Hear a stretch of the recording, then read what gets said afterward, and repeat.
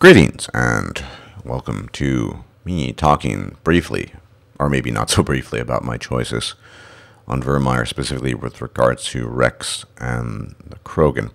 I saw one person left a comment and said he would no longer watch my playthrough because I killed Wrex. Now, of course, he's entitled to feel that way, or not to watch my playthrough because I killed Wrex.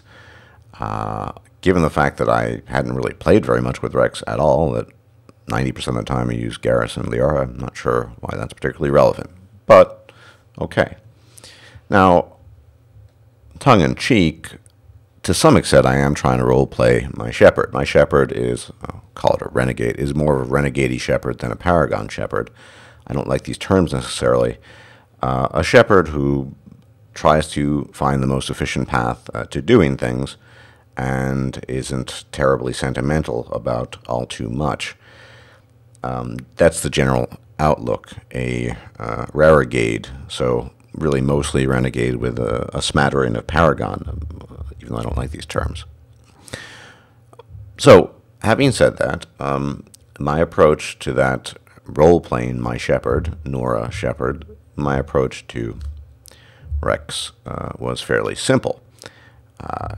He pulled a gun on me. He pulled a gun on me. Now, he might not be officially a member of the Alliance, or he's not officially under my command in a military regulatory fashion, but when he decided to jump onto the Normandy and tag along, he decided to accept Commander Shepard's command. And he pulled a gun on me. There's no other character, squad mate, in the game that I can think of off the top of my head that pulls a gun on you in insubordination. But more to the point, his dialogue doesn't make a lot of sense. He said he joined you because he wanted to fight for more than credits. Yes, we are trying to stop Saren from manufacturing a Krogan army that would overwhelm the galaxy, as well as Saren in general. We're trying to stop a major, at that particular juncture in time, the most major threat to the galaxy. And so he needs, in this context, to put his personal feelings away and get into line and do the job that's required of him. At least this is how my Shepherd views the situation. Most of my choices reflect that. I sent Ashley to her death because it was necessary. That's just the way it was. And when Wrex pulled a gun on me, virtually all bets were off. Trying to reason with a person, or in this case an animal, who, or an angry, I don't know, mercenary that's pulling a gun on you, is probably not a good thing. And I don't see the merit in doing that once he pulls the gun on you. It's not my obligation as Commander Shepard to take into account the feelings of Krogan. Yes, I did help him find his family armor. I did that because he was a member of the squad mate, and I was trying to help him out. This is totally irrelevant to the fact that he pulled a gun on me, and he was practicing insubordination. When he signed on to the Normandy, when he decided to live on the Normandy and part of the squad, he also made the decision to accept Commander Shepard's command, because everyone on the Normandy is subordinate to Commander Shepard. All sentimentality and emotional attachment to the character of Wrex notwithstanding, these are not relevant, at least to the way I'm role-playing my Shepherd. More importantly, there's a bigger issue here, the issue of the Krogan. Many people like the Krogan. I have nothing against the Krogan per se, but the Krogan are violent savages. The scientists they do produce, I can think of two, Okir and that guy in the lab that you kill on Vermeer. Fortak. They're all devoted to making weapons, creating weapons. They're not interested in any peaceable scientific research. Krogans are aggressive, violent savages. Of course, there are exceptions, but these exceptions are rare. And part of the problem, I think, with the narrative and that Wrex offers you, as well as the side of the story that that Krogan will tell, is that they were somehow punished for helping out the galaxy. This is not the case. So let's have a look at Krogan history, going back to Tuchanka, before they were uplifted by the Solarians. And they were uplifted by the Solarians approximately 2,000 years prior to the events of the Mass Effect series. But before that, 4,000 years ago, and I quote, 4,000 years ago, at the dawn of the Krogan nuclear age, battles to claim the small pockets of territory capable of sustaining life escalated into full-scale global war. Weapons of mass destruction were unleashed, transforming Tuchanka into a radioactive wasteland. The Krogan were reduced to primitive warring clans struggling to survive a nuclear winter of their own creation, a state that continued until they were discovered by the Solarians 2,000 years later. So, that kind of tells it all. Prior to that, of course, ancient Krogan history, the whole society was one rich with cultural, architectural, and artistic accomplishments. However, the Krogan birth rate exploded despite the natural limits of their predatory homeworld. Once they achieved industrialization, technology made life, quote-unquote, too easy for them, so when they looked for new challenges, they found those in each other. Wars were fought over dwindling resources as the Krogan expanded. That was prior to these 4,000 years ago. So the Krogan themselves turned Tuchanka into a radioactive wasteland. It was their own doing. Had nothing to do with the Solarians. Nothing. 2,000 years ago, they're discovered by the Solarians. Okay. 2,000 years later, 2,000 years after they had turned Tuchanka into a chunk of radioactive waste, they're discovered by the Solarians. Fair enough. Solarians did have an ulterior motive. We all know what that motive was, to uplift the Krogans to fight the Rachni. Knowing what we know in general, later on in dialogue, I would agree with Morden. The Krogan should have never been uplifted. They weren't ready. They might never be ready. But it's a moot point, moving forward in history, in the modern era, that is, in the time line of the events of Mass Effect. It doesn't really matter. But it was a political and strategic mistake, I think. There's ample evidence to support that the Krogan blew themselves a kingdom come of their own accord, of their own volition, however you want to put it. They did it to themselves. Okay, background. Then they do help out the Council races and the rest of the galaxy, and they're honored for that. They are honored for that. All right. The Council races, or the Citadel Council, granted the Krogans, after they helped eliminate the Rachni, the Rachni worlds, of course, but also new worlds to colonize and so on and so forth. They erected a statue of the Krogan in the Citadel. This was all to honor the Krogan accomplishments, the Krogan contributions to stopping the Rachni. Great. It doesn't stop there, although Wrex and others would have you believe that. Of course, they have a very high fertility rate, and so they overbreed, if you will, and they try to annex territory from other Citadel races. So, once again, quoting, the Council became concerned as the Krogan began to annex territory from other Citadel races. The Krogan became more aggressive as other races tried to protect their worlds, gods forbid, until the Krogan attempted to settle the Asari colony of Lucia.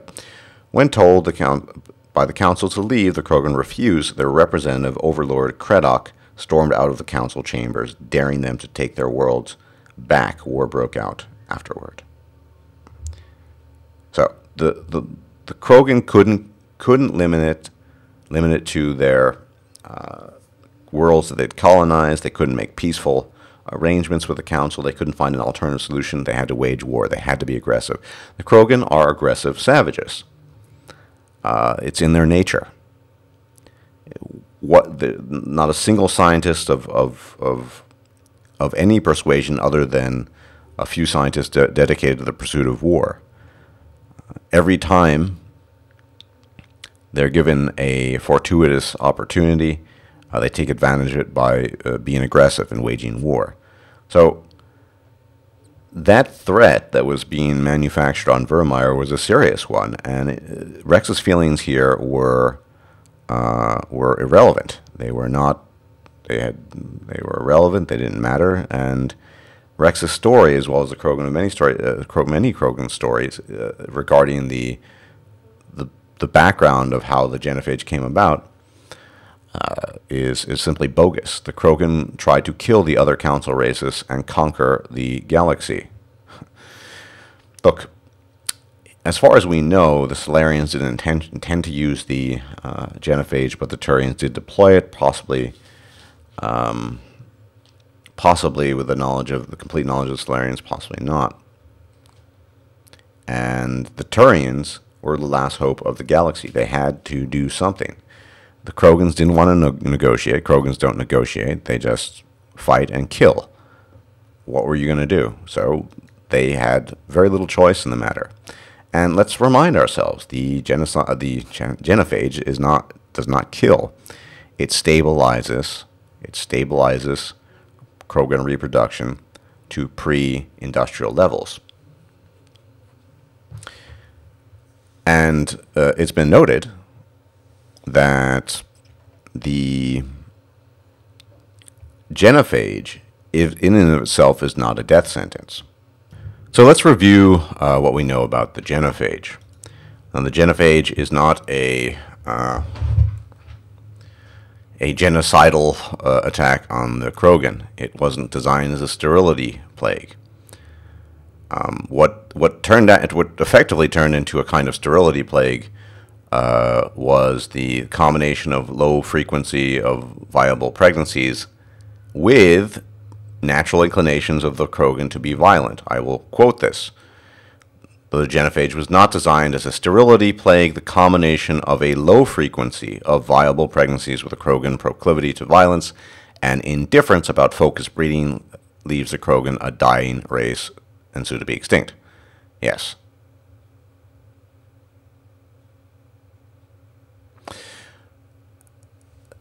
So, a leopard can't change his spots. Krogan are inherently violent, aggressive, and savage. This has been demonstrated throughout history. They act this way. They're not particularly intellectual, and they have almost no scientists. And they don't pursue science. They kill things. That's what Krogan do. The Genophage in itself is not a death sentence, but given the Krogan's nature, they've turned it into one. And it was the only viable option to stop them back then.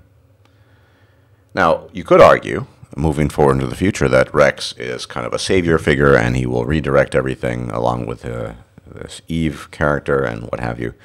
The problem I see here is that you can't change hundreds of thousands of years of biology.